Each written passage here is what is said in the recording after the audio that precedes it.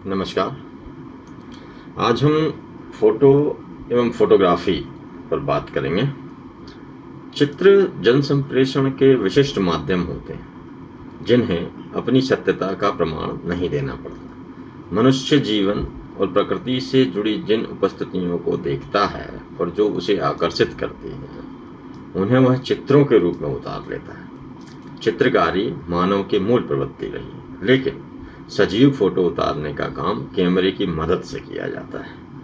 Photo जीवंत इतिहास होते हैं और मानव की सौंदर्यानुभूति को सहेज कर रखने का काम करते हैं। फोटो को शब्दों का विकल्प भी कहा गया है। एक फोटोग्राफ 1000 शब्दों की व्याख्या कर देता है।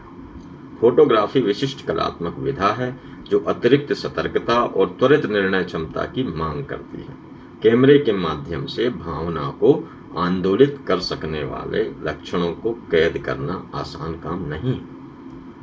फोटोग्राफी के लिए एकाग्रता और विषय की समझ आवश्यक होती है।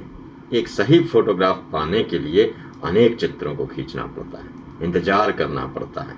इसलिए फोटोग्राफर के लिए धैर्यवान होना अत्यंत आवश्यक है। सही चित्र को उसके आकर्षक रूप में प्राप्त करने और प्रस्तुत करने के लिए तकनीकी दक्षता और रंग व प्रकाश का ज्ञान भी जरूरी है। एक फोटोग्राफर के लिए आवश्यक है कि उसे फोटोग्राफी के तकनीकी पक्षों की अच्छी जानकारी हो। कैसे रंगों का उभार अच्छा होगा उसे पता होना चाहिए। प्रकाश संयोजन के विविध पक्षों की जानकारी जरूरी है। स्टूडियो हो या खुला आसमान, बिना प्रकाशी उपयुक्त व्यवस्था के साफ एवं स्पष्ट चित्र प्राप्त करना संभव नहीं होता। प्रकाश की मात्रा, कैमरे व प्रकाश स्रोत की स्थिति आदि बातों की जानकारी भी फोटोग्राफी के लिए जरूरी है। फोटोग्राफी के कई रूप पूरी दुनिया में प्रचलित हैं। शौकिया फोटोग्राफी, प्रेस के लिए फोटोग्राफी, स्वतंत्र फोटोग्राफी, इस तरह के कई रूपों में फोटोग्राफर कार्य करता है। स्वतंत्र फोटोग्राफी क्या होती है? हाल के वर्षों में स्वतंत्र फोटो पत्रकारिता का प्रचलन तेजी से बढ़ा है। स्वतंत्र रूप से कार्य करना अनुबंधित होकर कार्य करने की अपेक्षा ज्यादा कठिन होता है। स्वतंत्र फोटो पत्रकार को अपने संसाधनों की व्यवस्था स्वयं करनी होती है। उपकरणों के साथ साथ लैब, कार्यालय एवं विपणन व्यवस्था वह स्वयं विकसित करता है। काम करने की स्वतंत्रता उसे अवश्य प्राप्त होती है। उसका ज्यादातर समय फील्ड में ही व्यतीत होता है। वास्तव में एक अच्छा फोटोग्राफ प्राप्त करना और उसे सुरक्षित रख लेना भाग्य की बात होती है। समारोहों की औपचारिकताओं को छोड़ दें तो घटनाएं फोटो खिंचवाने का इंतजार नहीं करती। फोटो पत्रकार की किस्मत से भी उसे कुछ दुर्लभ चित्र प्राप्त हो जाते हैं। इलाहाबाद के महाकुंभ में विदेशियों की फोटो लेने का काम तो कई फोटोग्राफरों ने किया, लेकिन प्रशासन द्वारा उन्हें नष्ट कर दिया गया। कुछ फोटोग्राफरों द्वारा अपने चित्र बचा लिए गए जिन्हें अंतर्राष्ट्रीय स्तर पर प्रकाशित होने का मौका मिला। भारत में हाल के वर्षों में स्वतंत्र छायाकारों ने कुछ दुर्लभ तस्वीरें प्रस्तुत की हैं। इसमें से बहुत सारी, जैसे सुनामी की लहरों की आतंक की तस्वीरें, कच्छ में आए भूकंप के दौरान की गिरती इमारत की तस्वीरें, गोधरा कांड, गुजरात दंगों की तस्वीरें, वो सीरिया के वो बच्चे की तस्वीर। स्वतंत्र फोटो पत्रकारिता में छायाकार को काम करने की स्वतंत्रता होती है। वह अपने मन मुताबिक काम करने के लिए ज़्यादा स्वतंत्र होता है। उसे केवल संपादक और समाचार पत्र की रुचियों और प्राथमिकताओं की जानकारी होनी चाहिए। इससे उसके काम को स्वीकार किए जाने में सुविधा रहेगी। समाचार फोटोग्राफी। इलेक्ट्रॉनिक मीडिया के बढ़ते प्रभाव के चलते समाचार पत्रों की प्राथमिकता में भी तेजी से बदलाव हुआ है। आज वे समाचार ज़्यादा पसंद किए जाते हैं जिनके साथ फोटोग्राफ भी लगा होता है। लिखित समाचार के साथ संबंधित घटना की फोटोग्राफी समाचार फोटोग्राफी कहलाती है। इसके साथ लिखित समाचार का होना आवश्यक होता है। सामान्य परिस्थितियों में प्रेस फोटोग्राफर को यह पता होता है कि उसे कौन सा चित्र लेना है। बीट रिपोर्ट के साथ काम करते हुए वह छाया चित्र प्राप्त करता है, लेकिन जब आयोजन बड़ा होता है और समूचे माहौल को कवर करना महत्वपूर्ण हो जाता है तो फोटोग्राफर का अपना विवेक महत्वपूर्ण होता है। दंगे, आपदा, संघर्ष और युद्ध की स्थितियों में वर्णन के साथ भीषणता प्रकट करने के लिए कोई भी फोटोग्राफ स्वीकार्य होता है। आज समाचार फोटोग्राफी समाचार पत्रिका की अनिवार्य तत्व होगी। फोटो पत्रिका समाचार पत्र के लिए फोटोग्राफी कार्य करने वाले व्यक्ति को फोटो पत्रकार कहते हैं। फोटो पत्रकार दो रूपों में कार्य करते हैं। नियोजित फोटो पत्रकार, जैसे इस श्रेणी में वे लोग सम्मिलित किए जाते हैं जो किसी समाचार पत्र पत्रिका संगठन में प्रेस छायाकार की नौकरी करते हैं। संगठन के नियमों के अनुरूप उन्हें कार्य करना होता है तथा समाचार पत्र कार्यालय द्वारा उनकी दैनिक गतिविधियों का निर्धारण किया जाता है। दूसरे होते हैं स्वतंत्र फोटो पत्रकार। इस श्रेणी में वे व्यक्ति आते हैं जो स्वतंत्र रूप से छायांकन का कार्य करते हैं। उनका समाचार पत्र पत्रिकाओं से अनुबंध होता है और चयनित फोटोग्राफों के आधार पर उनके मानदेय का निर्धारण होता है। फोटो पत्रकार बनने के लिए कौन सी अपेक्षित योग्यताएं होनी चाहिए? एक अच्छा फोटो पत्रकार बनने के लिए जरूरी है कि व्यक्ति में एक संवाददाता के रूप में कार्य करने की योग्यताएं मौजूद हों। इसके अतिरिक्त उसे अपने विषय में पारंगत भी होना चाहिए। फोटो पत्रकार के लिए एक तरह से जो दो बातें हम योग्यता के तौर पे ध्यान रख सकते हैं। एक है मानवीय पहलू और दूसरा है तकनीकी पहलू। अच्छा फोटो पत्रकार वह है जो किसी विचार या घटना को चित्र के रूप में सोचे, मानवीय भावनाओं की उसे अच्छी समझ हो तथा प्रकाश एवं रंगों के प्रति अत्यंत संवेदनशील हो। वह किन्हीं दो क्षणों में अंतर कर सके। समय के बारे में उसकी यह समझ सबसे महत्वपूर्ण होती है। नए विषयों और एक ही विषय पर कई तरीकों से काम करने की उसमें योग्यता होनी चाहिए। विचारों की मौलिकता, विषय का नयापन एवं प्रभावशीलता उसके लिए महत्वपूर्ण होता है। उसमें शारीरिक एवं मानसिक क्षमता भी होनी चाहिए। चित्रों में तभी आकर्षण पैदा होगा जब वे अनूठे होंगे। लोगों की आवश्यकता को ध्यान से देखना, बेबसी, लाचारी, हर्ष, विषाद, जय पराजय, करुणा, श्रद्धा आदि भावों को पकड़ने की क्षमता फोटो पत्रकारिता का अनिवार्य तत्व है।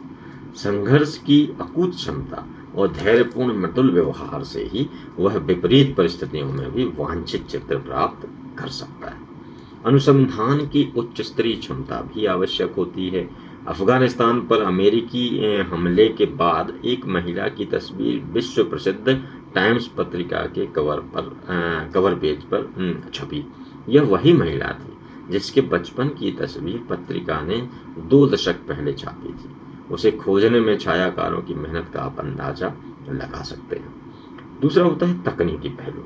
फोटो पत्रकारी के लिए तकनीकी पहलू भी अत्यंत महत्वपूर्ण है। वस्तुतः वह तकनीकी कौशल से मानवीय पहलू को उजागर करने वाला कलाकार होता है। फोटोग्राफी एक तकनीकी कार्य है जिसके लिए व्यक्ति को कैमरा संचालन, प्रकाश संयोजन, दूरी का हिसाब, रंग संयोजन आदि की अच्छी जानकारी होना जरूरी होता है। जिस कैमरे का इस्तेमाल वह कर रहा है उसके संचालन की समस्त जानकारी उसे होनी चाहिए। इसके अतिरिक्त फोटो पत्रकार के लिए आवश्यक है कि वह डार्क रूम में काम करना जानता हो। आज संचार प्रौद्योगिकी के युग में इंटरनेट के माध्यम से चित्र पोषण एवं कंप्यूटर स्कैनिंग की बारीकियों से भी उसे परिचित होना चाहिए। फोटो पत्रकार के लिए किस तरह की चुनौतियां सामने आती हैं, हम उन पर बात करते हैं। फोटो पत्रकारिता चुनौती भरा काम है। इसके लिए अतिरिक्त शारीरिक एवं मानसिक कौशल जरूरी होता है। फोटो पत्रकार को बीट रिपोर्ट से तालमेल बैठाना जरूरी होता है, तभी वह सही फोटोग्राफ का चयन कर पाता है। समाचार पत्र की हेडलाइन उस पर भी लागू होती है। उसे अपना काम संक्षिप्त समय के दायरे में करना होता है। उसका कार्य क्षेत्र कोई स्टूडियो नहीं होता। ऐसे में प्रकाश संयोजन और मौसमी कठिनाइयों से भी तालमेल बिठाना जरूरी होता है। इसके अतिरिक्त फोटो पत्रकार की क्षमताओं का सही पता प्राकृतिक आपदाओं, युद्ध, हिंसक संघर्षों, दंगों या तनाव के समय चलता है।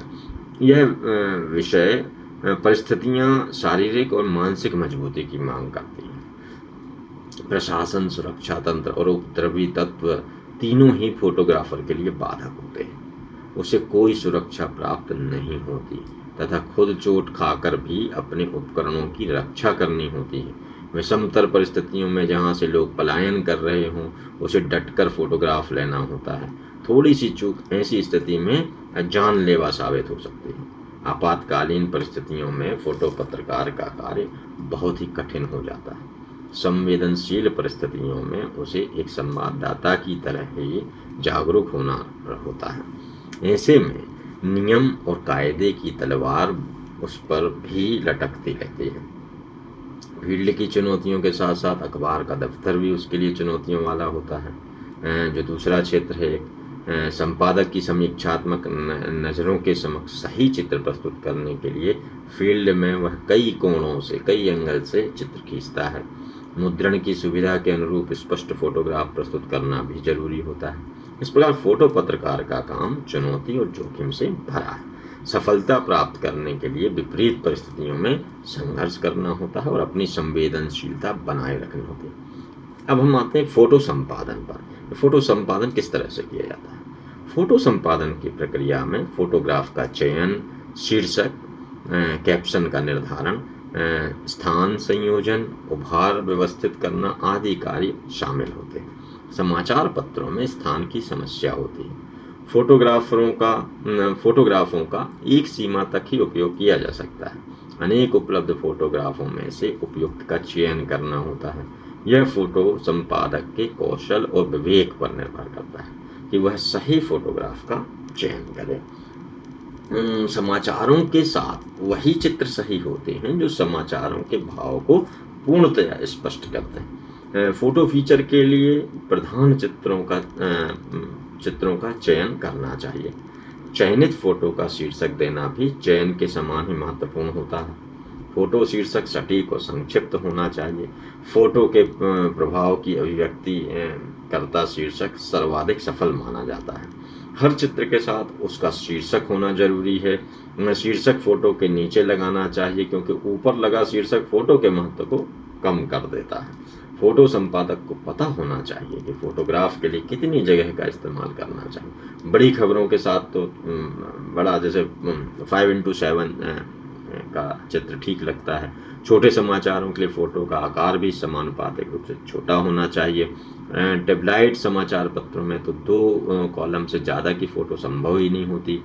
अतः इनमें 2x3 या 3x4 की फोटो ही लगाई जा सकती है। फोटोग्राफ का स्थान भी सही होना चाहिए। बाहर की तरफ देखता चित्र बढ़ेगा लगता है।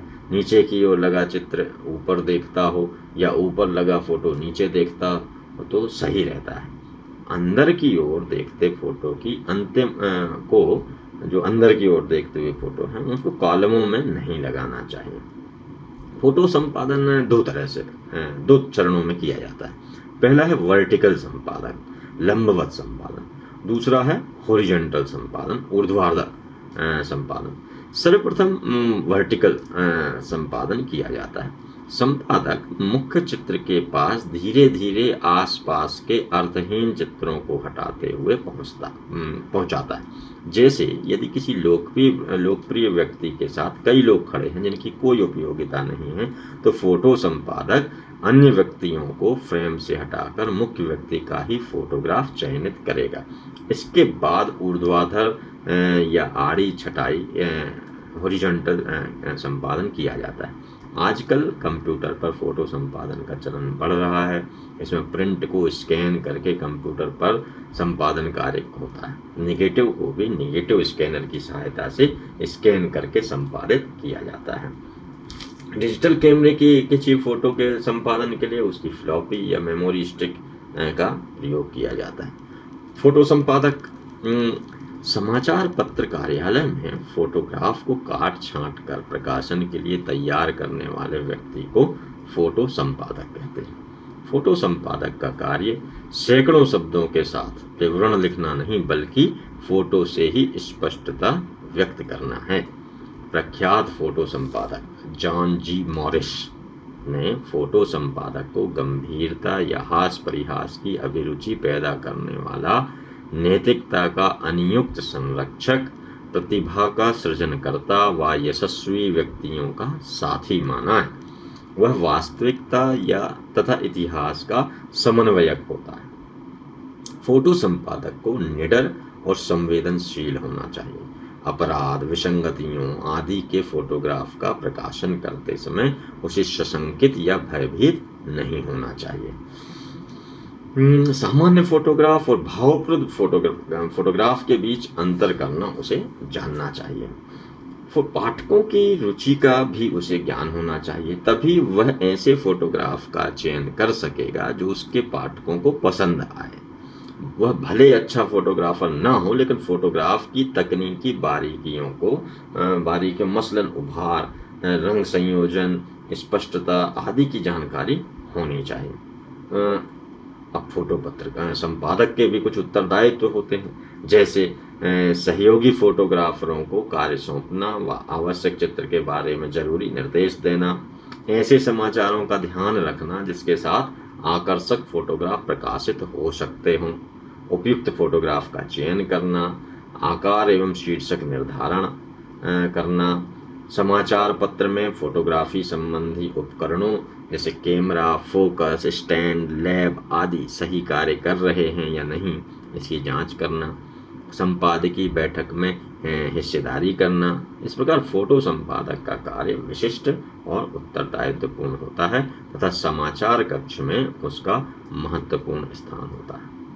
इस पाठ में आपने जाना कि फोटो संपादक क्या होता है, फोटोग्राफ क्या होता है, फोटोग्राफर किस तरह से काम करता है, उनके क्या गुण होने चाहिए। अगले पाठ में हम फिल्मों के बारे में बातचीत करेंगे। नमस्कार।